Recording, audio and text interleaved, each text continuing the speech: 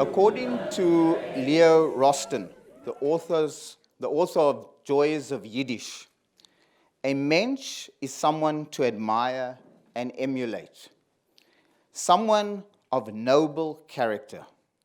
Other definitions define mensch as a person of honor and integrity. David was a mensch. He was a mensch in his personal relations. He was a mensch politically. Many of us know and admire David for his activism in the field of public health. We have heard and will continue to hear of his tremendous contribution to the struggle for the right to health for all, for equity, and for a society that can guarantee a healthy life. That contribution was shaped and guided by a politics I shall describe as revolutionary humanism. If there is one thing we can acknowledge about David, was his care, his generosity, his love for life and for humanity. Justice and equity were principles that were embedded in his whole and entire life being. This love had its greatest expression in his love and care for children, and that would shape his personal life, his work, his academic endeavors, and his focus of his politics. And I believe it is from this love, in spite of his privileged background, he committed a kind of social suicide and joined the liberation struggle in Zimbabwe, throwing his lot in with the oppressed and the dispossessed. Similarly, it is from that profound sense of care and generosity that while in exile in the UK and in the hurly-burly of revolutionary Europe, we must remember it was the period of May 68, as Roger was telling us, the anti-Vietnam struggles, the Portuguese Revolution, the mass strikes of industrial workers. He joined his revolutionary humanism with revolutionary socialism. You can get a sense of David's excitement with becoming part of the revolutionary left at that time from the following text that he wrote in December 2013.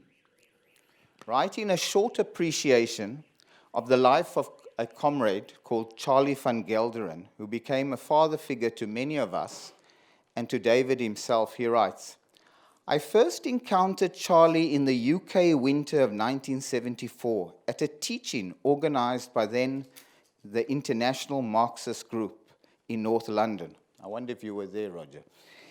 The hall was packed with socialist activists, all seemingly already comfortable with what for me was new and exciting material on the dynamics of the world revolution, being masterfully delivered by Ernest Mandel in a sweeping integration of history, economics, and political analysis.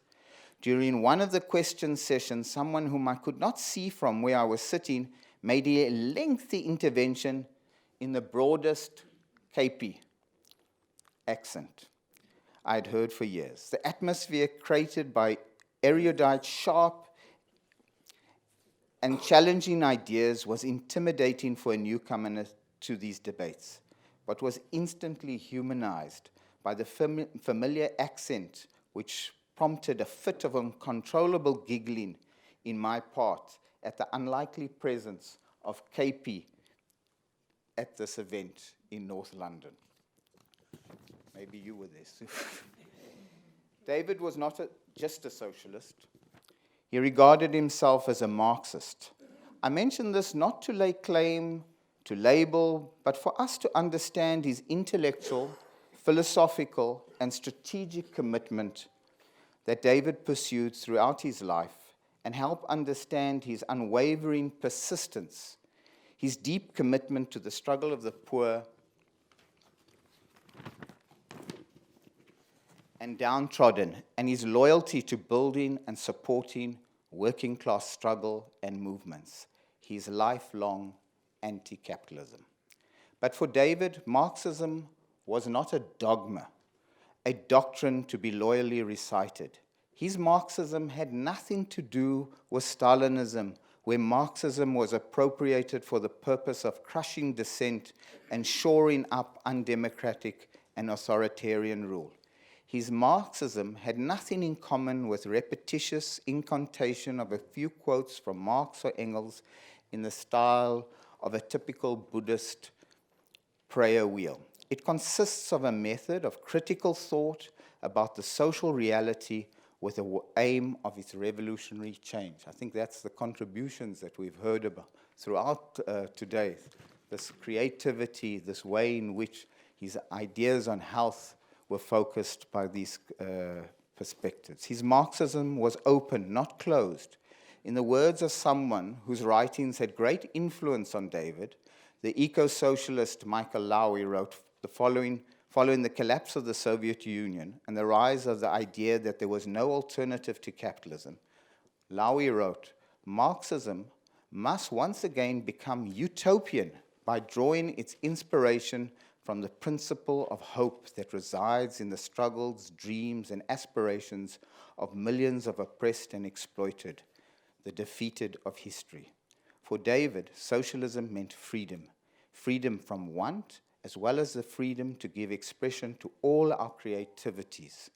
It is a freedom predicated on the overcoming of all oppressions, racial, gender, sexual, disability, and the struggle to live in harmony with and part of nature.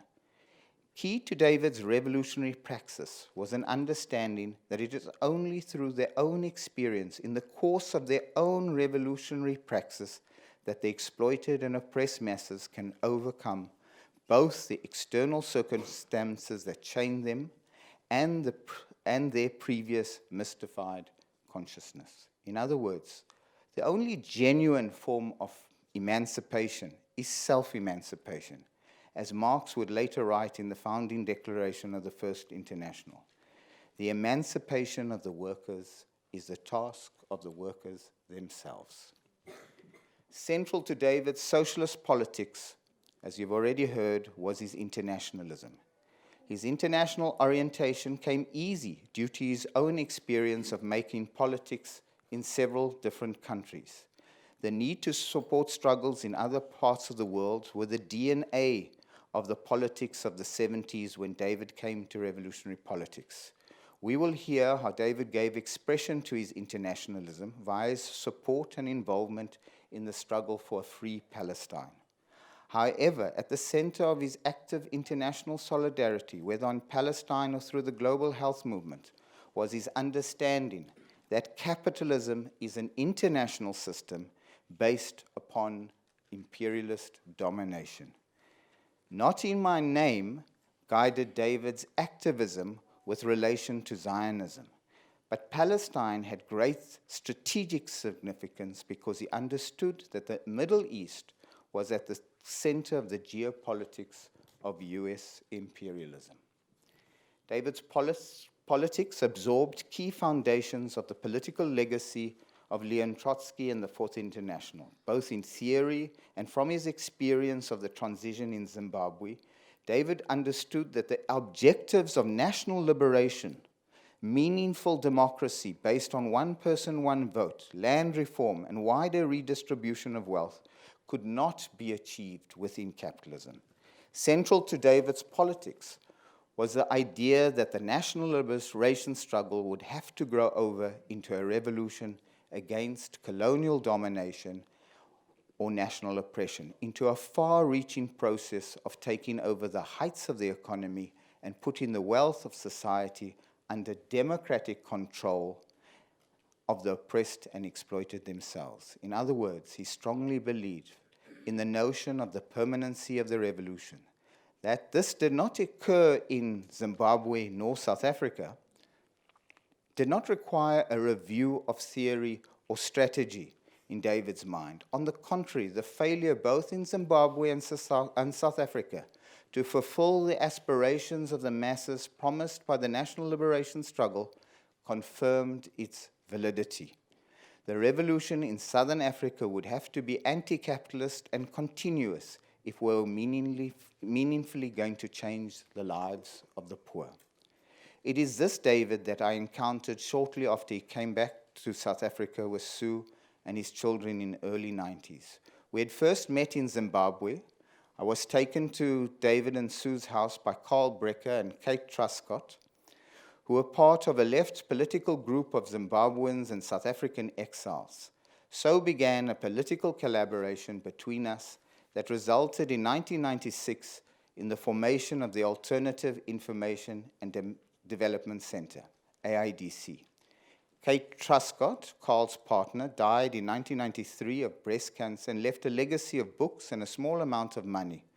With this resource and the intention of creating a space where we could rebuild socialist politics post the collapse of real existing socialism and under the new conditions created by the negotiated settlement and having to come to terms with the phenomena of neoliberal globalization, a particular phase of capitalism, we launched AIDC. AIDC was never an end in itself. We saw it as a means to an end. The idea behind AIDC was to contribute to the rebuilding of popular movements that could serve as a counterpower to capital and the state. The rebuilding of combative mass movement was the very basis for the building of a revolutionary working class party, something that David remained committed to for his entire life. To this end, he joined us in 2008 in forming the Democratic Left Front and then later the United Front. Like many of us, he was excited by the Marikana moment. Of course, not by the massacre of workers, but the renewal of mass politics and the possibilities for a renewal of the left. So when visiting David for supper, I would have to respond. I'm sure all of you have kind of been confronted by this kind of question. Hey, Brian, what do you think of NUMSA? What do you think of the United Front? What do you think of the Socialist Revolutionary Workers' Party? However, David was no myopic or romantic revolutionary. He had an acute sense of realism. In fact, I would sum up his disposition as a pessimistic optimist, always cautious about what is possible in the present, while certain that in the long time we would win. I think his pessimism of the day-to-day predisposed him to underestimate the importance of the roads must fall, fees must fall movement, and somewhat be dismissive of decolonization debate opened up by the students. Partly this was because of his strong commitment to non-racialism and his suspicion of race-based politics. He found it difficult to relate to the debates on intersectional politics and was generally dismissive of identity politics.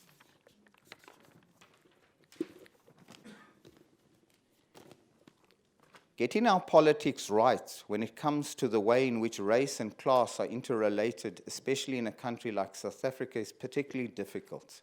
Nevertheless, in his relationships, in his personal relationships with working class people, his practice would demonstrate his hatred of racism and his hatred of sexism and his commitment to a non-racial, non-sexist world. One of our last discussions we had politically was on the necessity to recognize that the momentum of Marikana, what was called the NUMSA moment, was over.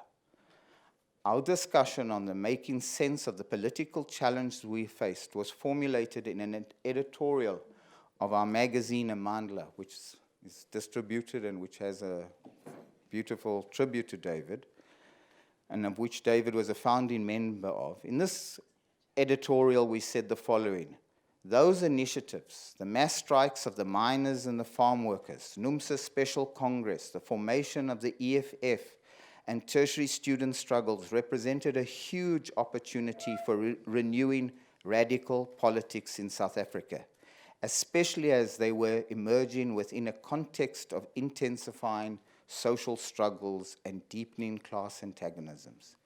Each in their own way raised important questions of perspective, strategy, and even tactics or methods of struggle. Most importantly, taken together, they represented something very significant, greater than the sum of their parts. They represented the emergence of an anti-capitalist moment with a real possibility of building a social political movement that could fill the vacuum to the left of the ANC and the exhausted tradition of national liberation politics.